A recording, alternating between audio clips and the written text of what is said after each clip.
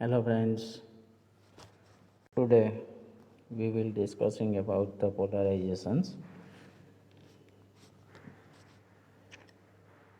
Today we are presentation layout is concept of polarization, types of polarizations, method of achieving polarizations and polarization applications of polarizations. આજે આપણે polarisation શું છે એ previous લેક્ચરની અંદર સમજી ગયા છે અને બ્રીફ વ્યૂ જોશું. ત્યારબાદ ટાઈપ્સ ઓફ પોલરાઇઝેશન્સને આપણે કેવી રીતના કરી શકીએ જોશું. ત્યારબાદ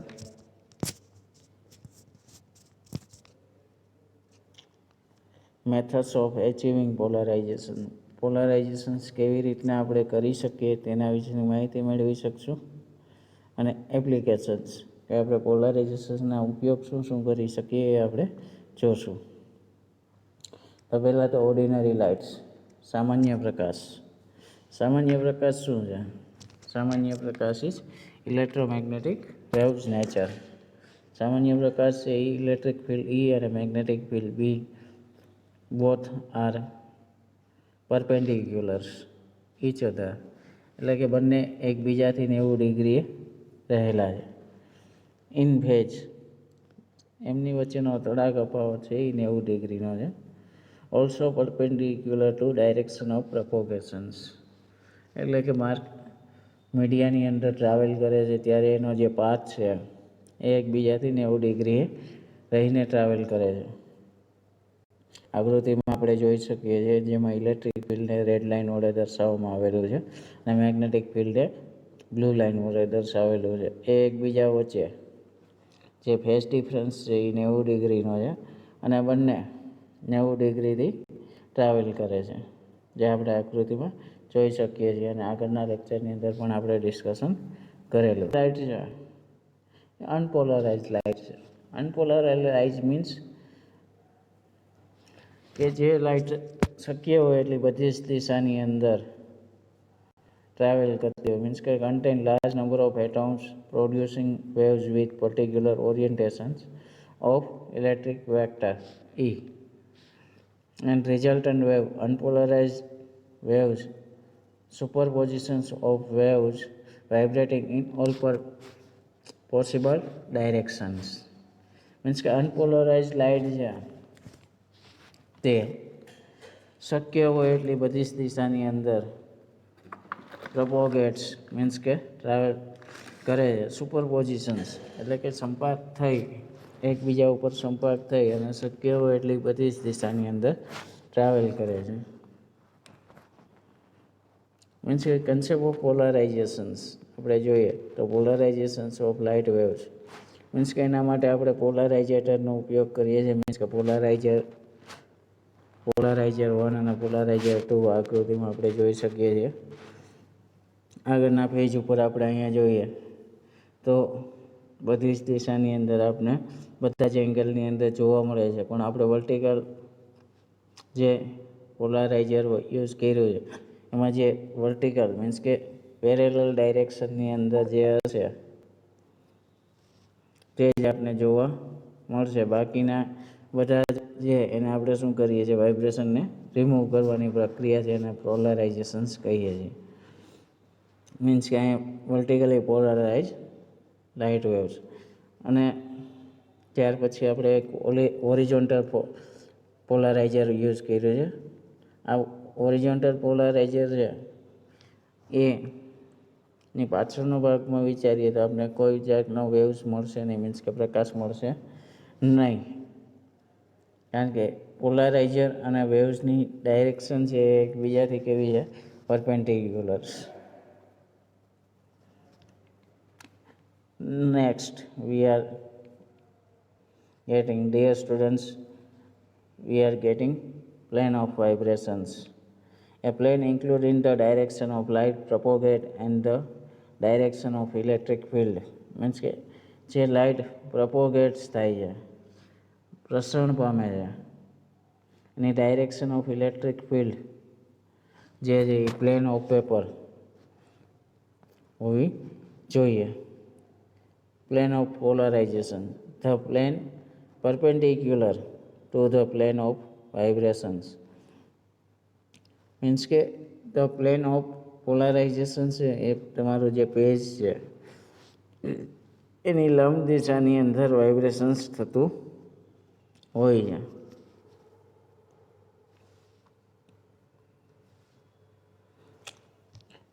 આકૃતિ દ્વારા આપણે સિમ્પલી સમજીએ કે કઈ રીતના થાય. તો એક આપણે ટર્મિનલ ક્રિસ્ટલ લીધો છે.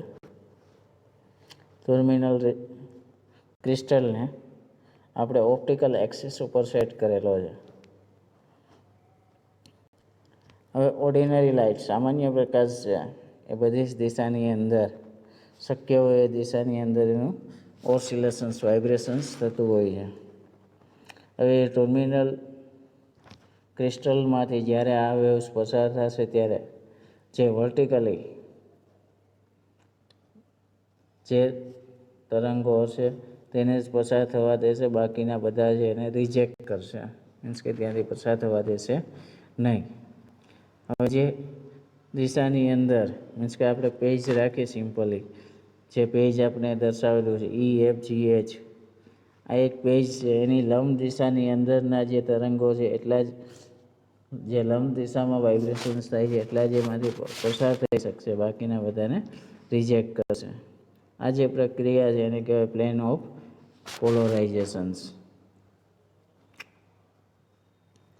અને એ જે કિરણો મળે છે એને કહેવાય plane of polarize light.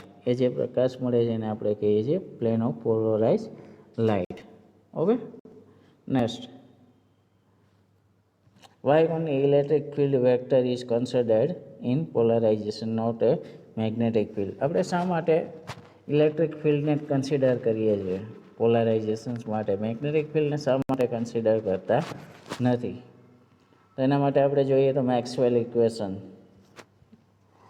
Maxwell equation E is equal to C into B, where C is the velocity of light, 3 into 10 raised to 8 meter per second is very large value. When E is the very greater than B, electromagnetic waves is predominantly unelectric waves. To change any characteristics of electromagnetic wave, including polarization, it should be affected. આપણે જ્યારે પણ કોઈ પણની characteristics electromagnetic વેવ્સની change કરવા જઈએ ત્યારે પોલારાઇઝેશન્સ અને જે electromagnetic waves છે એ અફેક્ટેડ થાય છે. હવે આમ જોઈએ તો જે ઇક્વેશન્સ આપણે ઇલેક્ટ્રિક ફિલ્ડ વેક્ટરના લઈએ છીએ તેવા જ સેમ ઇક્વેશન મેગ્નેટિક ફિલ્ડ વેક્ટરના લઈએ છીએ, પણ અત્યારે આપણે અહીંયા કન્સિડર જે પોલારાઇઝેશન્સની અંદર આપણે ઈ વેક્ટરને જ કન્સિડર કરીએ છીએ, મેગ્નેટિક ફિલ્ડને આપણે કન્સિડર કરતા નથી. Okay, today topic is types of polarizations. આગળના લેક્ચરની અંદર આપણે ઇન્ટ્રોડક્શનની અંદર પોલારાઇઝેશન્સમાં જોયું હતું આગળના લેક્ચરની અંદર, પણ હવે જોઈએ ટાઈપ્સ ઓફ પોલારાઇઝેશન્સ, કેવી રીતે પોલારાઇઝેશન્સના પ્રકારો શું છે તેના વિશેની માહિતી મેળવી શકીએ. તો પહેલો જે પ્રકાર છે એ લિનિયર પોલારાઇઝેશન્સ, બીજો જે પ્રકાર છે એ છે સર્ક્યુલર પોલારાઇઝેશન્સ, અને ત્રીજો છે એલિપ્ટિકલ પોલારાઇઝેશન્સ. એલિપ્ટિકલ પોલારાઇઝેશન્સ મીન્સ કે પહેલો છે એ લિનિયર સુરેખ પોલારાઇઝેશન્સ, વર્તુળાકાર પોલારાઇઝેશન્સ અને વલયાકાર પોલારાઇઝેશન્સ. પેલો જોઈએ લિનિયર પોલારાઇઝેશન્સ. આ પ્રકારના પોલારાઇઝેશન્સની અંદર આપણે સામાન્ય પોલારાઇઝરનો ઉપયોગ કરતા હોઈએ છીએ. જે સામાન્ય લાઇટ છે, ઓર્ડિનરી લાઇટ છે, એની અંદર ટુર્મેલિન અથવા તો નેચરલ જે ક્વાર્ટઝ આવે છે એનો પ્લેટનો યુઝ કરી અને આપણે એને પોલરાઇઝ કરી શકતા હોઈએ છીએ. મીન્સ કે plane polarize waves electric field vector oscillate along in straight line in one plane. Means કે આપણે લોકો જાણીએ છીએ કે ઓર્ડિનરી લાઇન છે એ શક્ય હોય એટલી બધી જ દિશામાં ઓસિલેશન્સ કરતા હોય છે, પણ એને પર્ટિક્યુલર એક ડાયરેક્શનની અંદર આપણે પોલારાઇઝરનો ઉપયોગ કરી અને કરતા હોઈએ છીએ. રિઝલ્ટન્ટ વેવ્સ છે, મીન્સ કે એ જે વેવ છે એ linear in vertical plane, resultant wave in linear in 45 degree plane. Means કે આકૃતિની અંદર આપણે બંને વેવ્સની અંદર જે ડાયરેક્શન મીન્સ કે ક્રિસ્ટલમાંથી પાસ થશે ત્યારે બેક સાઈડ તમને જે વેવ્સ મળશે એ લિનિયર સુરેખ પાથ ઉપર મળશે. પછી એ જે ક્રિસ્ટલ છે એનો તમે એંગલ 45 ડિગ્રીએ રાખો, પહેલાં 90 ડિગ્રીએ રાખેલો હતો, એ જ ક્રિસ્ટલને હવે તમે 45 ડિગ્રીએ રાખશો તો તમારું જે પ્લેન ઓફ પોલારાઇઝેશન છે એ 45 ડિગ્રી થઈ જશે. મીન્સ કે આઉટપુટની અંદર તમને 45 ડિગ્રી વેવ્સ ઓસિલેશન્સ જોવા મળશે. Superpositions of plane polarize waves means છે પ્લેન પોલારાઇઝના સંપર્કપણાનો સિદ્ધાંત આપણે જોઈએ તો two plane polarize waves are added according to the rules of vector additions result in linear, elliptical and circular polarized wave depending on the amplitude and the phase shift between two waves. Second is circular polarization. Circular polarization કોને કહે છે? Consists of two perpendicular plane electromagnetic waves with equal amplitude and 90 degree phase difference. Plane of oscillations rotates around the propagation axis. May be right circularly polarized, means it is clockwise, or left circularly polarized, means counter clockwise and clockwise. See this figure. Two waves are blue waves are resultant circular polarized, red and green. જે પોલારાઇઝર છે એને તમે સર્ક્યુલરલી પોલારાઇઝ કરવા માટે જે પોલારાઇઝેટર use કરો છો એની વચ્ચે તમારે જે બે equal amplitude and 90 degree phase ડિફરન્સના જે વેવ્સ છે ઇલેક્ટ્રોમેગ્નેટિક વેવ્સ, આ વેવ્સને તમારે plane of oscillation rotate around the propagation axis. Means કે તમારે ફિલ્ટર છે જે પોલારાઇઝર યુઝ કરીએ છીએ એને તમારે સર્ક્યુલરલી રોટેટ કરવાનું છે, એટલે આઉટપુટની અંદર તમને જે કાંઈ પણ વેવ્સ છે એ તમને કેવો મળશે? સર્ક્યુલરલી, કારણ કે we are using the equal amplitude, સમાન કળા કંપ વિસ્તાર અને 90 ડિગ્રીના ફેઝ ડિફરન્સવાળા વેવ્સ આપણે યુઝ કરીએ છીએ. Superposition of the opposite polarized wave result in the plane polarized waves. આકૃતિની અંદર તમે જોઈ શકો છો. Elliptical polarized consists two perpendicular waves of unequal amplitude that different in the phase by 90. અહીંયા આપણે સર્ક્યુલર પોલારાઇઝ છે એની અંદર આપણે ફેઝ ડિફરન્સ અને જે એમ્પ્લિટ્યૂડ છે એ બંને સમાન રાખતા હતા. અહીંયા આપણે બેનો જે બે વેવ્સ અથવા તો બે કરતાં વધારે વેવ્સ છે જેનો અનઇક્વલ એમ્પ્લિટ્યૂડ, એનો જે કંપ વિસ્તાર છે એ બધા જ વેવ્સનો અલગ અલગ હોય છે, અથવા તો બે જ વેવ્સ આપણે વિચારીએ કે બે જ વેવ્સનો જે એમ્પ્લિટ્યૂડ છે એ અલગ અલગ છે અને differ in the phase by 90. Means કે બે વચ્ચેનો કળા તફાવત છે 90 ડિગ્રીનો છે, right. Now the tip of the resultant electric field vector described in eclipse in any fixed plane intercepting and normal to the direction of propagations. Means કે જે તમારા પ્રપોગેશનની દિશા છે તેની અંદર તમને વલયાકારે તમને પોલારાઇઝેશન જોવા મળશે. Circular and linear polarizations in special case of the ઇક્લિપ્સલ પોલારાઇઝેશન. મીન્સ કે સર્ક્યુલર અને લિનિયર પોલારાઇઝેશનનું જે મિક્સર છે એ સ્પેશિયલ કેસની અંદર ઇક્લિપ્સલ પોલારાઇઝેશનની અંદર પરિણમે છે. આકૃતિની અંદર તમે જોઈ શકો છો બ્લુ લાઇન જે તમને જોવા મળે એ ઇક્લિપ્સલ પોલારાઇઝેશન વેવ છે. બીજી આકૃતિમાં અહીંયા જોઈ શકો છો ગ્રીન લાઇન કરેલી છે એ રિઝલ્ટન્ટ પોલારાઇઝેશન્સ વેવ છે.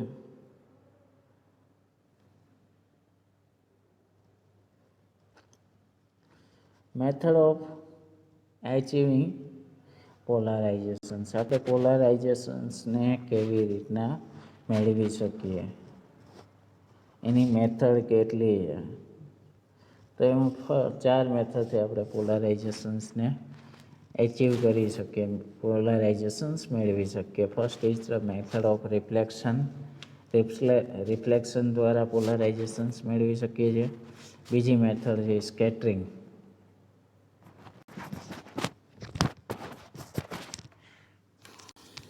ત્રીજી મેથડ છે ડાયક્રોમિઝમ એન્ડ બ્રિફરિંગન્સ. 4 મેથડથી આપણે પોલારાઇઝેશન એચિવ કરી શકીએ. એમાં ફર્સ્ટ મેથડ જોઈએ તો પોલારાઇઝેશન્સ બાય રિફ્લેક્શન, એટલે કે પરાવર્તન દ્વારા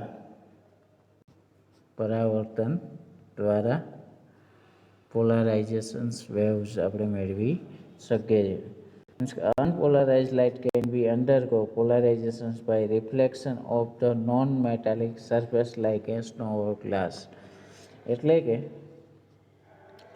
અનપોલારાઇઝ લાઇટ છે એ નોન મેટાલિક મીન્સ કે ધાતુ સિવાયની, એટલે કે જે સપાટી છે એ પરાવર્તક ન હોય તેવી સપાટી ઉપર, એટલે કે રિફ્લેક્ટ થતી હોય એવી સપાટી લાઈક એ બરફ, આઈસ અને ગ્લાસ, કાચ, કે જેની અંદર બંને ઘટના બનશે રિફ્લેક્શન અને રિફ્રેક્શન.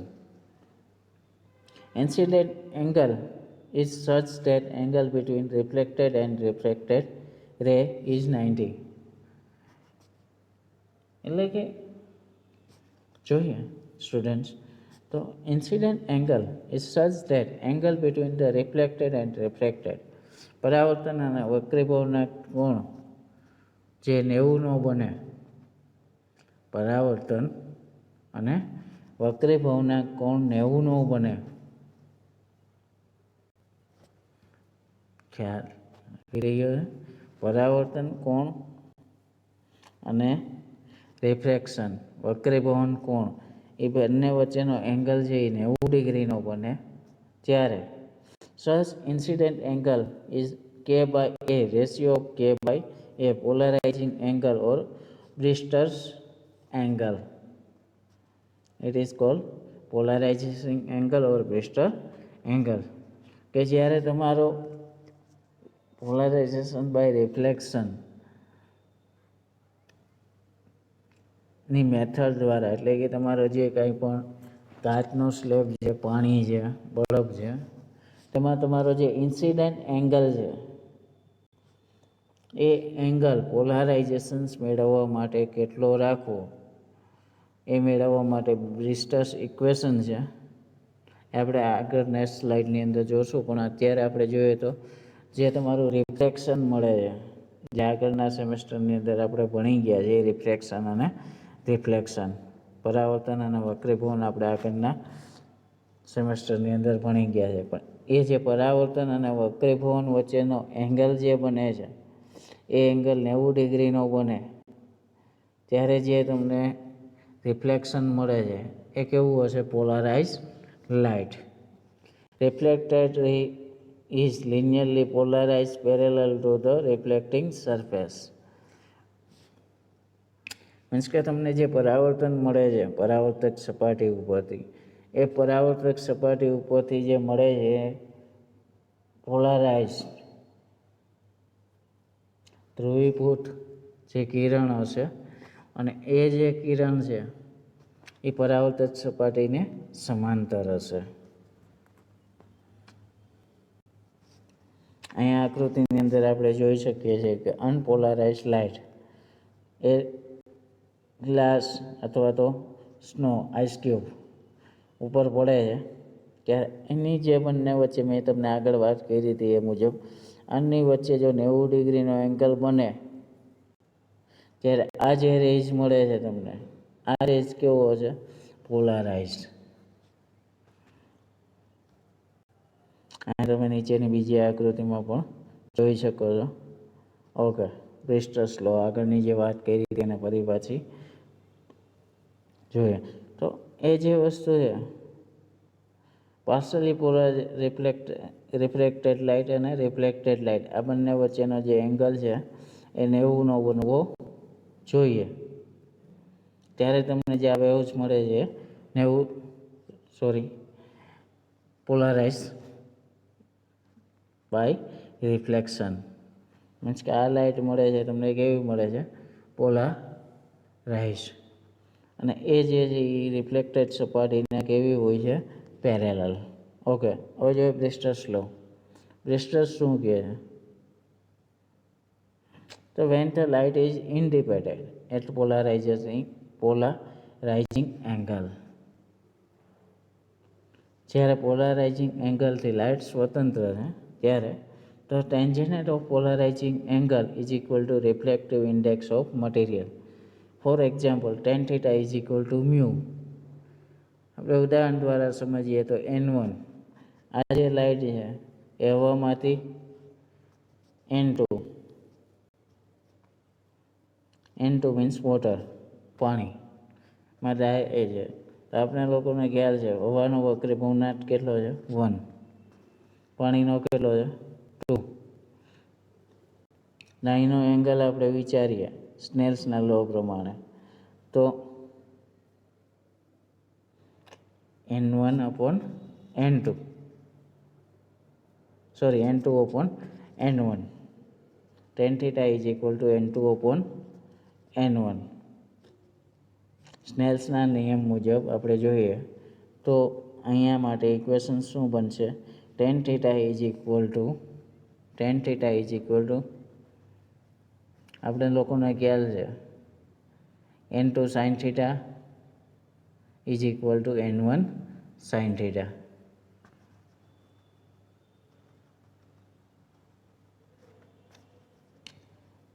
હવે આપણે જોઈએ તો અહીંયા જે એંગલ બને છે tan theta N2 upon N1. તો theta is equal to tan inverse N2 upon N1. આ સપોઝ એક લીધો છે સેપાયર માટે એનો વક્રી ભવનાંક છે 1.77 અને બીજો N1 છે એ વોટર.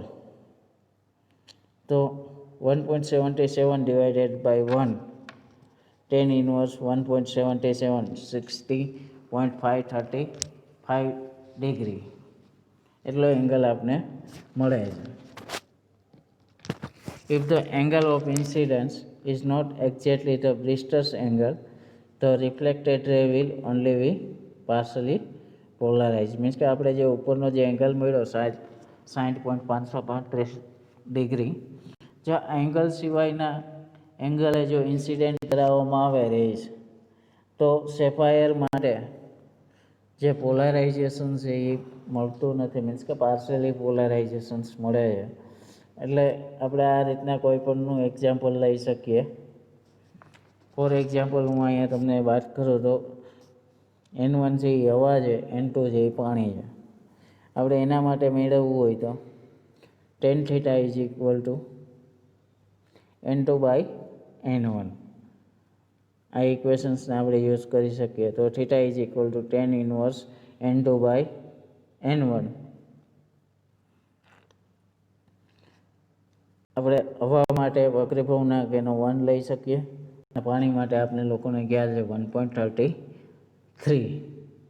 તો 1.33 ડિવાઇડેડ બાય 1 એટલે કે 10 ઇન્વર્સ 1.33. તો એ જે એંગલ તમને મળે છે, એ જે એંગલ મળે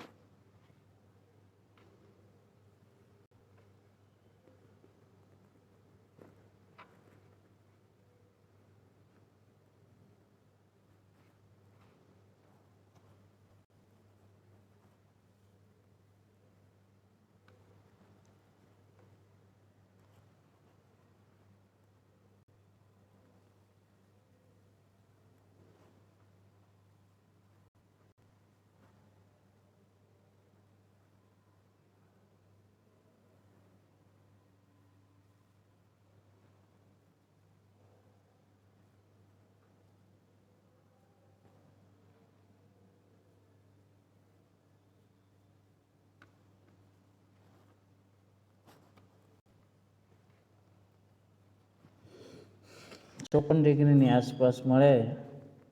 તો 54 ડિગ્રી હવા અને પાણી માટેનો થયો એંગલ. તો આ રીતના આપણે બ્રિસ્ટસ લો મુજબ આપણે એંગલ મેળવી શકીએ. બ્રિસ્ટસ લો એટલે બીજું કાંઈ નથી, સિમ્પલ છે. હજી એકવાર રિપીટ કરું છું. બ્રિસ્ટસ લો એટલે તમારો જે એંગલ ઓફ ઇન્સિડન્સ છે, એંગલ ઓફ ઇન્સિડન્સ એ કેટલો રાખવો એના માટેનો લો છે. ઓકે, ફરી રિપીટ કરું છું. બ્રિસ્ટસ લો એ સિમ્પલ લો છે. મીન્સ કે સિમ્પલ ભાષામાં કહો તો બ્રિસ્ટસ લો છે એ કેવી રીતના આપણે ઇન્સિડન્ટ એંગલ રાખવો. આપણે જે લો ઓફ રિફ્લેક્શન જોઈએ છે, મીન્સ કે પોલારાઇઝ વેવ્સ જોઈએ છે રિફ્લેક્શનની અંદર, તો એના માટે જે ઇન્સિડન્ટ એંગલ છે એ કેટલો ડિસાઇડ કરવો એના માટેનો લો છે. બ્રિસ્ટસ લો છે એ આપણો જે પોલારાઇઝ એંગલ કહીએ તો પણ ચાલે. તો tangent of polarizing angle is equal to reflective index of material. Means કે તમે જે મટીરિયલ યુઝ કરો છો એનો તમને રિફ્લેક્ટિવ ઇન્ડેક્સ ખ્યાલ હોવો જોઈએ. એના ઉપરથી રિફ્લેક્ટિવ ઇન્ડેક્સ ઉપરથી તમે બ્રિસ્ટલ એંગલ અથવા તો બ્રિસ્ટલ લો દ્વારા તમે ઇન્સિડન્ટ એંગલ મેળવી શકો છો અને એના દ્વારા તમે પોલારાઇઝેશન્સ મેળવી શકો છો. એના માટેની કન્ડિશન એ છે કે તમારો રિફ્લેક્ટેડ એંગલ એટલે કે પરાવર્તક કોણ અને વક્રી ભવનાંક કોણ, રિફ્લેક્ટેડ એંગલ, આ બંને વચ્ચેનું મેજરમેન્ટ છે એ 90 ડિગ્રી થવું જોઈએ. એ બંને વચ્ચેનું જે એંગલ છે એ કેટલો થવો જોઈએ? 90 ડિગ્રી. એટલે કે આ એંગલ છે એ તમારો 90 ડિગ્રીનો થવો જોઈએ. ત્યારે tan theta is equal two n2/n1. n2/n1. Theta is equal two tan inverse n2/n1. અહીં તમારા બંનેના મીન્સ કે n1 અને n2 બંને સપાટીના તમારે વક્રી ભવનાંક મૂકવાના છે. પાણી માટે 1.33, હવા માટે 1. આ જે મેળવશો એટલે tan ઇન્વર્સ 1.33 આવશે. એને તમે સાયન્ટિફિક કેલ્સી દ્વારામાં મેજર કરશો એટલે 54 ડિગ્રી સમથિંગ આવશે. આ રીતના તમે કોઈ પણનો બ્રિસ્ટલ એંગલ મેળવી શકો છો અને એના દ્વારા તમે રિફ્લેક્શન કરી શકો છો. બાજુની ફિગરની અંદર આપણે જોઈ શકીએ છીએ. ફિગર એની અંદર આપણે કોઈ પણ જાતના પોલારાઇઝરનો યુઝ કર્યો નથી. બીજી ફિગરની અંદર આપણે જોઈ શકીએ છીએ તો વર્ટિકલ પોલારાઇઝરનો યુઝ કર્યો છે અને પિક્ચર જે બંને પિક્ચર છે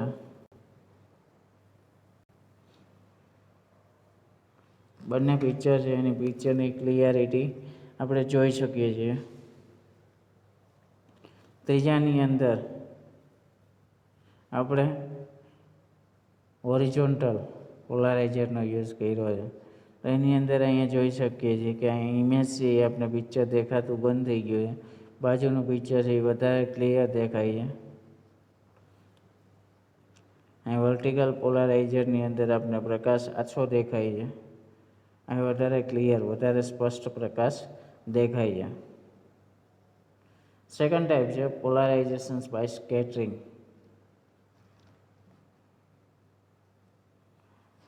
સ્કેટરિંગ દ્વારા પોલારાઇઝેશન્સ. તો આપણે આગળના સેમેસ્ટરની અંદર ભણી ગયા સ્કેટરિંગ. સ્કેટરિંગ શું છે?